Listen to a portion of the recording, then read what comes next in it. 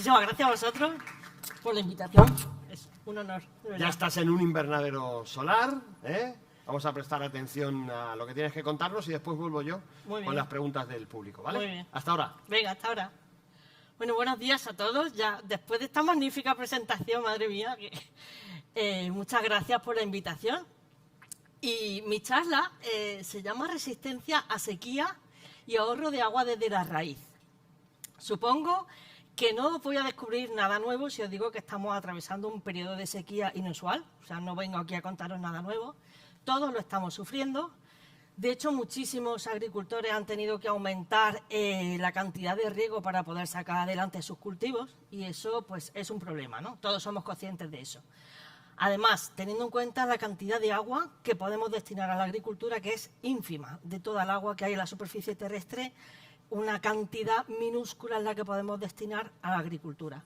Hasta el punto que la FAO, teniendo en cuenta la cantidad de gente, el aumento de la población que se espera de aquí a unos años, evidentemente tenemos que aumentar la producción de alimentos, pero la FAO insiste en que aumentemos esa producción de alimentos reduciendo el consumo de agua. Entonces, es un reto importante al que nos enfrentamos desde el punto de vista científico. Yo soy científico y mi objetivo dentro de la ciencia es desarrollar el día de mañana, estudiar mucho a las plantas, que cada día nos sorprende más todo lo que descubrimos de las plantas, y el día de mañana llegar a desarrollar cultivos que sean tolerantes a sequía, lo cual no es nada fácil, ¿no? Entonces, tratando de responder estas preguntas, que es lo que quiero en la charla de hoy, cómo afecta la sequía a la planta, si afecta a todas las plantas por igual, cómo reaccionan las plantas ante la sequía, o si podemos hacer que una planta sea tolerante a la sequía. Voy a tratar de responder a esas preguntas, pero antes de eso, todos los que estamos aquí, trabajamos, tenemos plantas cerca, somos gente del sector, conocemos cómo es una planta, pero me gustaría que vinierais conmigo al interior de una hoja. Imaginad una hoja de un cultivo cualquiera y a esa hoja le hacemos un corte transversal y fijaos, esto es un sistema, un dibujo muy básico, muy simplificado, pero quiero que prestéis atención en todos los tipos de células que se ven ahí y especialmente donde están las flechas rojas. Esa flecha roja superior está indicando unas células verdes oscuras que ahí es donde va a tener lugar la fotosíntesis, que todos conocéis, ese proceso por el cual las plantas toman el CO2 de la atmósfera, fijan el carbono atmosférico, producen oxígeno y las plantas son capaces de sintetizar su propio alimento, azúcares, ¿no? Es decir, para que nos entendamos, la fotosíntesis en una planta se traduce en que crece, aumenta el crecimiento, aumenta la producción, que es lo que nos interesa. En esas células verdes oscuras es donde se encuentra concentrado el mayor número de cloroplastos, que son los orgánulos donde tiene lugar la fotosíntesis. Fijaos por qué está en la parte superior del corte transversal de la hoja, porque ahí es donde va a recibir la mayor cantidad de energía luminosa.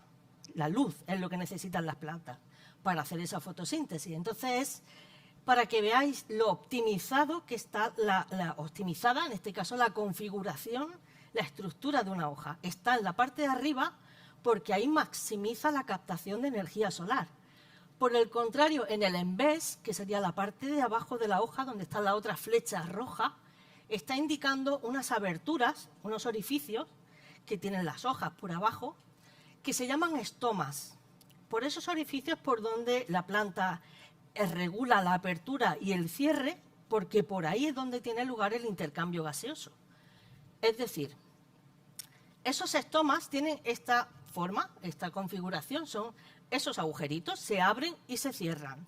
Se abren cuando entra potasio y agua, se cierran cuando sale.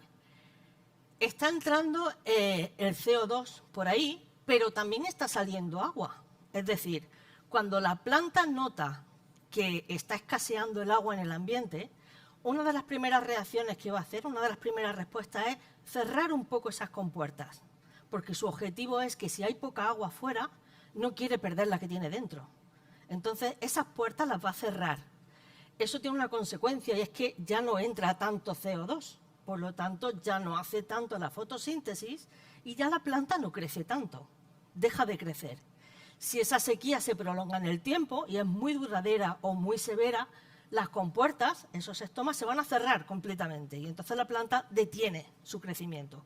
Eso no nos interesa y eso es una consecuencia de la sequía. Fijaos en esas imágenes, son imágenes reales de cómo se ven los estomas en una planta. Bien, esta imagen, no asustéis, no voy a aburrir explicando esto, pero solo quiero que veáis y que prestéis atención a la cantidad, todo eso que está ahí escrito, que no lo vamos a leer, pero todo eso son diferentes respuestas que la planta es capaz de generar en respuesta a la sequía. O sea, diferentes reacciones. Cuando la planta detecta sequía, unas las va a llevar a cabo a corto plazo y otras pues, un poco más a largo plazo, ¿no? Depende de lo que dure. Pero esto solo para que veáis la diversidad y la complejidad de respuestas que genera una planta para defenderse. Y eso para nosotros también es un problema, porque una planta no responde únicamente de una forma, sino de muchas, y tampoco de todas por igual. Si responde con varias estrategias, no va a ser de todas por igual. Entonces, para los científicos es muy complejo estudiar esto.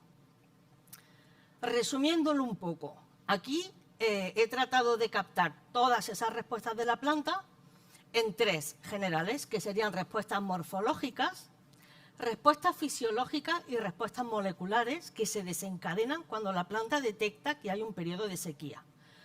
Por ejemplo, respuestas morfológicas, pues las hojas se empiezan a hacer más pequeñas, ya no crecen tanto, el tallo ya no crece tanto, se empieza a detener la fotosíntesis, los estomas, como os he dicho, ya sabéis qué son y para qué sirven, se cierran, con lo cual no hay un intercambio gaseoso con el exterior y los estomas para las plantas son como para nosotros los poros de la piel. Nuestros poros nos permiten transpirar, nos permiten sudar. En el caso de las plantas, si se cierran esos poros, aumenta la temperatura en el interior. Las plantas tienen fiebre, son capaces de tener fiebre. Aumenta esa temperatura y eso para nosotros es una pequeña ventaja, por decirlo de alguna forma, porque lo podemos detectar a tiempo. Nosotros podemos usar cámaras térmicas con un dron, por ejemplo, si tenemos mucha superficie cultivada. Ese dron va equipado con una cámara térmica y va detectando qué plantas están teniendo fiebre. Es decir, qué plantas están teniendo los estomas cerrados y por tanto no están transpirando. Y si tienen los estomas cerrados es muy probable que estén empezando a sufrir los primeros síntomas de una sequía. Entonces se podría detectar a tiempo y solucionarlo. Respuestas moleculares viene a decir pues, que desencadenan, activan una serie de genes que van a participar en esa respuesta a sequía. Pero aquí he destacado lo más importante y es que, como digo, disminuye la fotosíntesis porque disminuye el crecimiento y eso sí nos importa, porque si disminuye el crecimiento y nosotros queremos una buena producción, un buen rendimiento del cultivo, adiós rendimiento, ¿vale? Eso no lo queremos. Entonces, a veces las plantas desarrollan mecanismos de defensa y estamos hablando de plantas tolerantes, no de plantas resistentes. No es lo mismo plantas tolerantes a la sequía que plantas resistentes.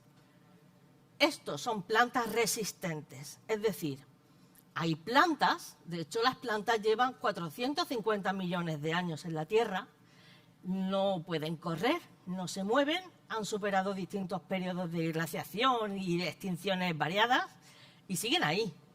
Es decir, tienen una serie de estrategias y de adaptaciones que le han hecho llegar hasta hoy, hasta el día de hoy. Y tened en cuenta eso, que no se mueven, no pueden huir, no pueden cambiar si una situación les es desfavorable. Estas plantas son resistentes. En un desierto, los cactus, por ejemplo, nos vamos a encontrar con plantas con este aspecto, unas plantas globosas, cactus así globosos o cactus alargados, pero en cualquier caso están hinchados. ¿Por qué están hinchados? Están reteniendo agua, ¿vale? El poco agua que tienen la están reteniendo en el interior. Otra adaptación morfológica sería que no tienen hojas. Fijaos que los cactus no tienen hojas. Las hojas las han transformado en espinas. Las espinas son hojas modificadas con la idea de que al no tener una superficie foliar no hay pérdida de agua, ¿vale? Esas espinas lo que hacen es captar el poco agua que tienen, orientarla hacia el interior de la planta y así reducen el intercambio gaseoso porque no hay superficie por la que transpirar. Entonces, estas estrategias le van muy bien y estas estrategias son peculiares, son especiales de este tipo de plantas que viven en los desiertos. Podríamos decir a ver, nosotros podríamos hacer plantas de este tipo, o cuál podría ser la estrategia metabólica que siguen estas plantas para seguir sobreviviendo en esas condiciones tan duras. Pues fijaos, la mayoría de las plantas, el 80 y pico %, tomate, pimiento, creo que el arroz también, la mayoría de los cultivos pertenecen desde el punto de vista científico, bioquímico, a un grupo de plantas que se llaman C3. Da igual, eso no vamos a entrar en eso. Pero ¿cuál es la característica de estas plantas? Esta. Vosotros sabéis que durante el día, esto lo hemos aprendido desde niños, durante el día las plantas abren esos estomas, porque necesitan luz para la fotosíntesis, abren los estomas, entra el CO2, lo fija, lo transforman en azúcares y en oxígeno, y este es el proceso de fotosíntesis. Eso es lo que ocurre normalmente. ¿En qué se diferencian los cactus y algunas plantas también como los cactus, pero son plantas de cultivo como la piña, orquídeas, la pitaya, también tiene este tipo de metabolismo?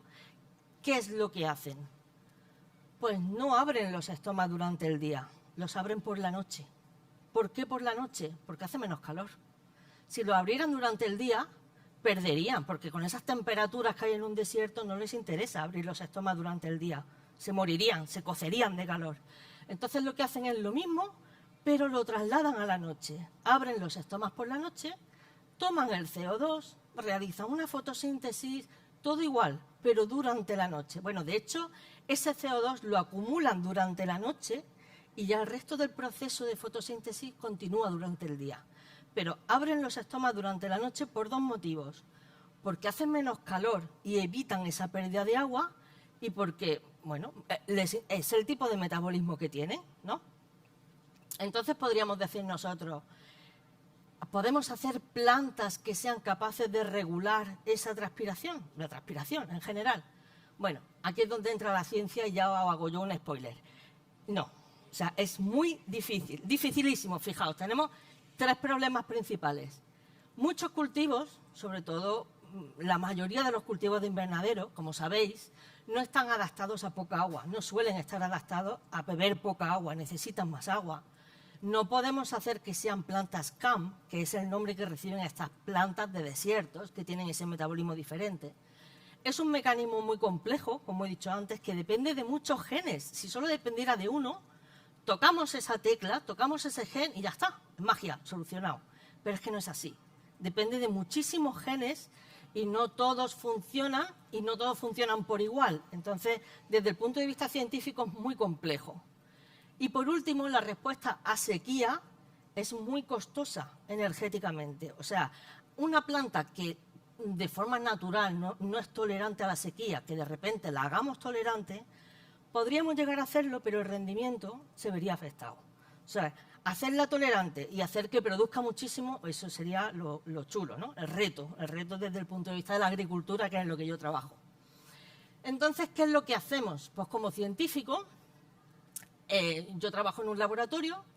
De hecho, toda mi vida he trabajado tratando de entender los mecanismos que hacen que las plantas sean más tolerantes a sequía. Y actualmente tenemos 3 estrategias en mi grupo de investigación. Yo trabajo en el Instituto de Biología Molecular y Celular de Plantas de la Universidad Politécnica de Valencia. Esas 3 estrategias son unas de ciencia básica, otras de ciencia aplicada. Estudiamos reguladores del canal de potasio, de un canal de potasio en concreto que se llama CAT1, ahora os lo presento. Hemos estudiado genes y seguimos estudiando genes que dan tolerancia a sequía. Y la parte de ciencia aplicada se basa en el uso de micorrizas y bioestimulantes. Respecto a la primera estrategia, este es el estoma, que ya todos conocéis. Todo eso que se ve ahí de colores son distintos canales que tiene el estoma para que entren y salgan cosas.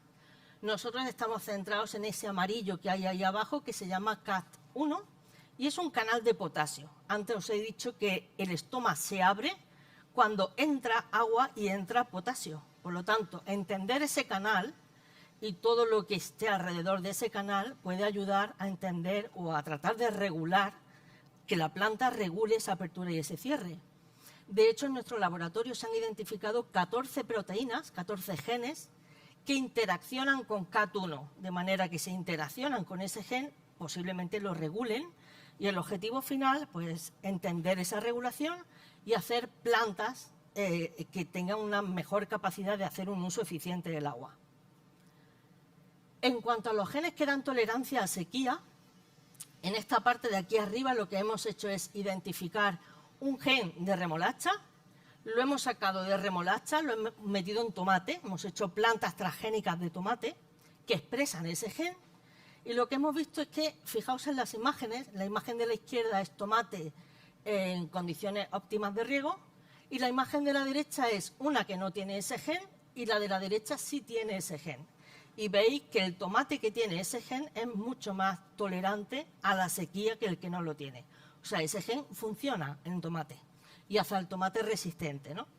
Y en la parte de abajo es otra publicación más reciente, bueno, igual de reciente más o menos que la otra, donde identificamos un gen en remolacha y ese gen también ha demostrado conferir tolerancia a distintos tipos de estrés abiótico, a sequía, entre ellos, salinidad, en fin, a varios estreses, lo cual es interesante también.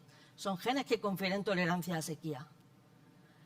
Respecto a las micorrizas, no voy a hablar mucho de estimulantes porque aquí tenemos al profesor Mulet que hablará al final de la sesión de bioestimulantes, pero sí de micorrizas, que es lo que me considero un poco más experta, porque llevo casi 20 años trabajando con micorrizas y entiendo que todos los presentes más o menos conocéis, ¿no? Incluso usáis micorrizas en vuestros cultivos y si no os animo a que lo hagáis porque son unos organismos microscópicos, viven en las raíces de las plantas y les dan muchísimos beneficios, ¿vale? Me voy a centrar solo en uno y es que mejora la tolerancia a la sequía. El motivo es que aquí tenéis en la imagen una planta micorrizada y veis la raíz. El motivo por el que mejora esa tolerancia, entre otras cosas, es que el micelio del hongo, que es lo que se extiende en el suelo, lo que hace es aumentar la superficie de captación de agua y nutrientes del suelo para la planta. Es decir, si no tuviera ese hongo, la raíz llegaría hasta donde llega. Pero al tener ese hongo, esas ramificaciones prolongadas y mucho más finas que las raíces más finas, está extendiendo la longitud de la raíz y llega a zonas del suelo donde la planta no sería capaz de llegar. Entonces, estas imágenes son mías, de mis experimentos a lo largo de los años, y ahí veis, en la izquierda, son plantas sembradas el mismo día, son lechugas. Yo he trabajado con lechuga, con tomate, con pimiento, berenjena, arroz, soja, maíz, con un montón de cultivos y he probado las micorrizas, ¿vale? Las micorrizas funcionan. Esa imagen de la izquierda es lechuga, la de la derecha es tomate, y no sé si captáis la diferencia entre tomate sometido a estrés hídrico que no tiene micorriza y tomate sometido a estrés hídrico que sí la tiene, y veis la diferencia del crecimiento. Ya os digo, sembradas todas el mismo día, ¿eh? Y abajo también veis tomate, la diferencia del crecimiento del tomate y de tolerancia, y arroz y una raíz, un cepellón donde no hay micorriza y el de la derecha que sí tiene micorriza. Lógicamente, a lo largo de todos los años de investigación, yo no he descubierto que las micorrizas son beneficiosas para las plantas, eso se sabe desde hace muchísimo tiempo. Lo que sí he contribuido es a dilucidar los mecanismos fisiológicos, moleculares y bioquímicos que están implicados en esa tolerancia, eso sí. De hecho, aquí hay algunas de mis publicaciones, de bastantes publicaciones relacionadas con el tema, y esas son algunas de las que han recibido mayor cantidad de citas. De hecho, hoy en día son de las más citadas dentro del área. Vale. ¿Casos de éxito de plantas que hayan sido tolerantes a sequía? Pues sí los hay. Es muy difícil que haya, porque ya conocéis todos la regulación compleja de hacer una planta transgénica en la Unión Europea, pero sí hay casos de éxito no en la Unión Europea, obviamente por el motivo que acabo de decir. Pero tenemos maíz, que ha sido desarrollado por Monsanto y por BASF, que es un maíz tolerante a sequía.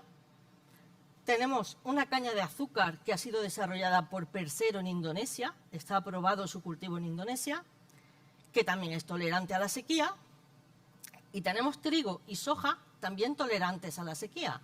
Distintos mecanismos, digamos que han tocado distintos genes, pero en todos los casos la respuesta es la misma. Son plantas de cultivo tolerantes a sequía. Vale, ya para ir terminando, lógicamente, hemos empezado hablando de sequía, de la importancia que tiene este estrés para los cultivos, para todos los cultivos, y no en vano también tiene importancia porque ha acabado con varias civilizaciones. Aquí os pongo el ejemplo de algo que se llama Evento del Kiloaño 4.2, que yo no lo conocía, no sabía que tuviera ese nombre, pero fijaos que en un periodo de 100 años, en el 2200 a.C., una sequía, un periodo de sequía de 100 años, hizo que colapsaran 3 civilizaciones. La del Antiguo Egipto, la civilización acadia de Mesopotamia y una civilización asiática. De hecho, también se dice que la cultura maya y la isla de Pascua también colapsó por culpa de una sequía.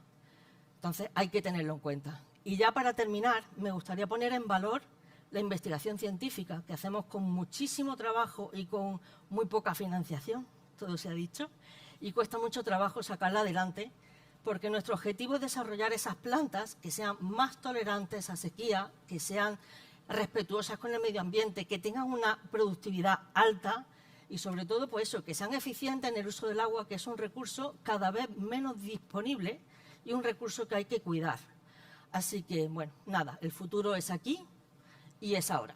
Muchísimas gracias por vuestra atención y espero que quede a vuestra disposición para lo que queráis preguntar.